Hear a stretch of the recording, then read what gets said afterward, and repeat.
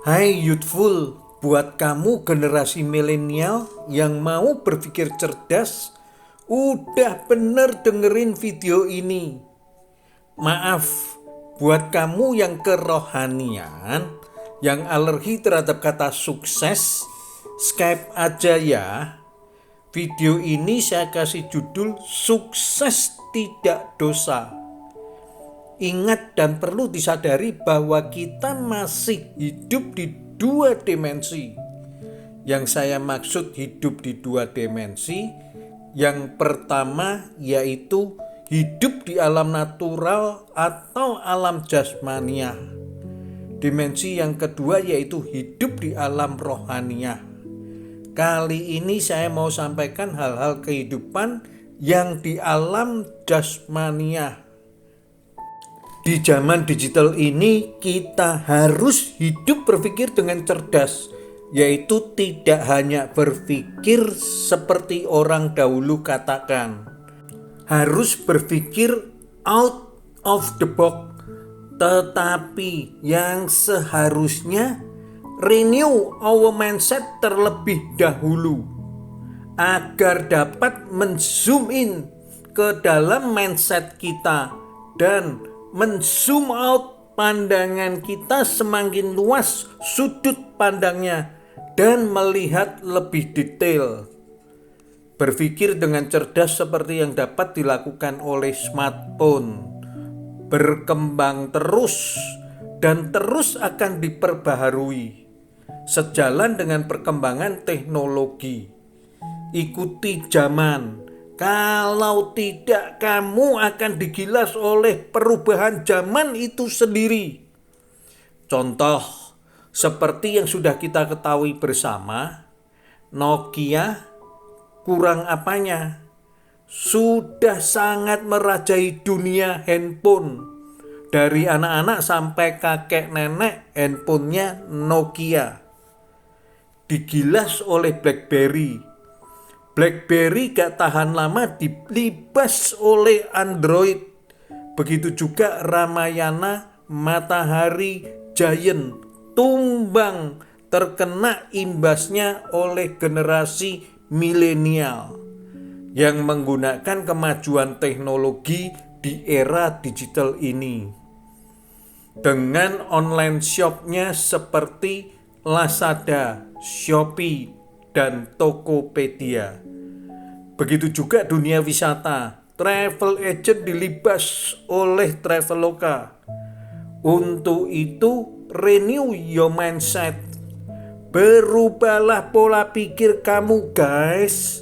Kalau enggak, kamu akan digilas oleh artificial intelligence yang sangat luar biasa kemampuan berpikirnya, sangat cerdas dan canggih.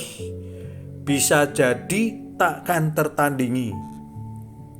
Bermunculan produk-produk inovatif dalam bidang mobil listrik, pendidikan, pencetakan 3D, kesehatan, agriculture, dan lapangan pekerjaan. Mobil listrik yang menggunakan baterai litium, SPBU, akan digantikan oleh SPLU, stasiun pengisian baterai litium untuk kendaraan listrik umum. Bengkel mobil konvensional akan segera hilang karena mesin yang menggunakan bensin konvensional memiliki 20.000 bagian. Mesin kendaraan listrik hanya memiliki 20 bagian saja. Mobil listrik dijual dengan bergaransi seumur hidup yang hanya butuh waktu 10 menit saja untuk mengganti mesin motor listriknya. Mesin listrik tidak akan diperbaiki di dealer, tapi wajib dikirim ke bengkel regional untuk segera diperbaiki dengan robot yang cerdas. Mesin listrik yang gagal fungsi ditunjukkan oleh lampu yang menyala. Lalu kita akan pergi ke tempat yang menyerupai mesin cuci mobil dan mobil akan ditarik. Sementara kita ngopi dan mesin mobil akan diganti dengan yang baru. Pabrik kendaraan yang cerdas mengalokasikan uangnya untuk membangun pabrik-pabrik mobil tenaga listrik baterai litium. Industri batu bara akan segera lenyap. Listrik pun akan digantikan. Rumah-rumah akan menghasilkan dan menyimpan energi listrik baterai litium di siang hari. Perubahan lebih cepat daripada apa yang kita perkirakan. Siapa yang mengira Kodak akan bangkrut? Apa yang terjadi pada Kodak dan Polaroid akan terus terjadi di kebanyakan industri. Kamera digital, barang yang semula mengecewakan, menjadi super dan menjadi mainstream dalam waktu singkat karena kemajuan teknologi. Software akan tetap terus mengacak-acak banyak industri tradisional. Grab dan Gojek hanya piranti software. Mereka tidak memiliki aset motor dan mobil. Tapi sekarang mereka adalah perusahaan taksi terbesar di dunia. Perusahaan taksi konvensional tidak mengira hal itu akan terjadi. Airbnb sekarang adalah perusahaan hotel terbesar di dunia. Walaupun mereka tidak memiliki properti apapun, pemilik hotel konvensional tidak mengira hal ini akan terjadi.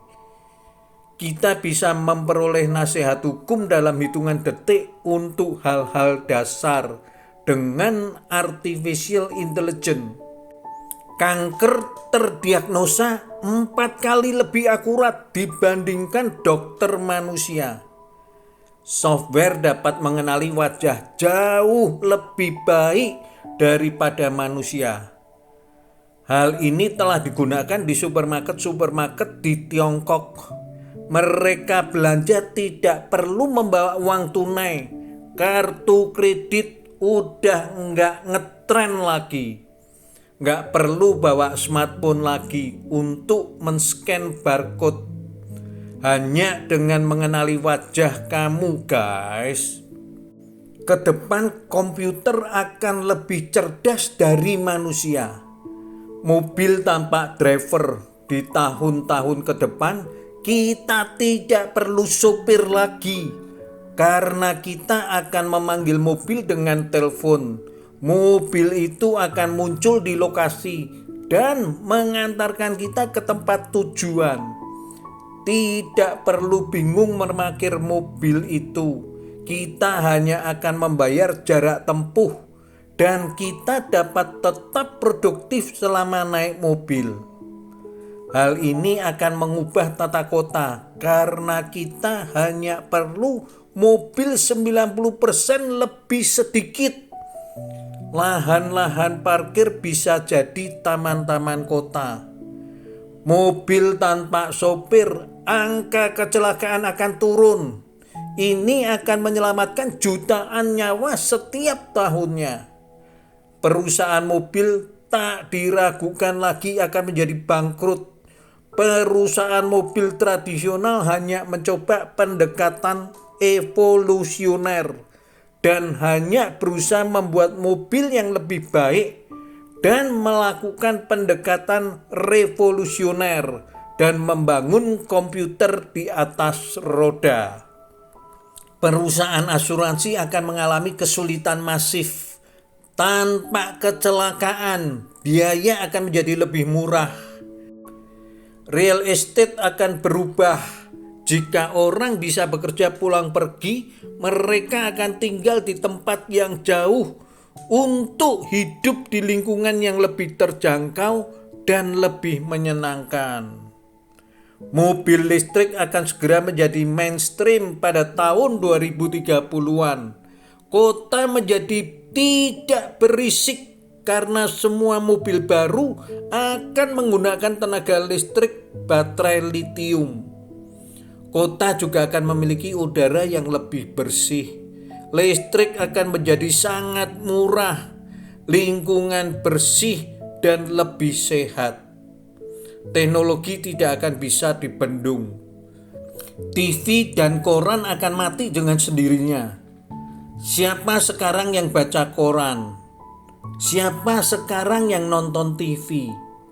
Hanya sebagian kecil orang-orang usia di atas 50 tahun. Generasi milenial akan beralih ke YouTube. Layanan perbankan dan tiketing sudah mandiri. Tidak perlu customer service dan teller. Akan ada jutaan profesi pekerjaan yang hilang 20-20 tahun ke depan. Sudah siapkah kita? Hai generasi milenial, kamu yang akan menguasai zaman digital ini. Banyak perusahaan akan membuat perangkat medical yang disebut recorder, seperti dalam film Star Trek, yang bekerja dengan smartphone kita, yang akan memindai retina kita, sampel darah kita, dan nafas kita. Lalu dia akan menganalisa 54 biomarker yang akan mengidentifikasi hampir semua jenis penyakit.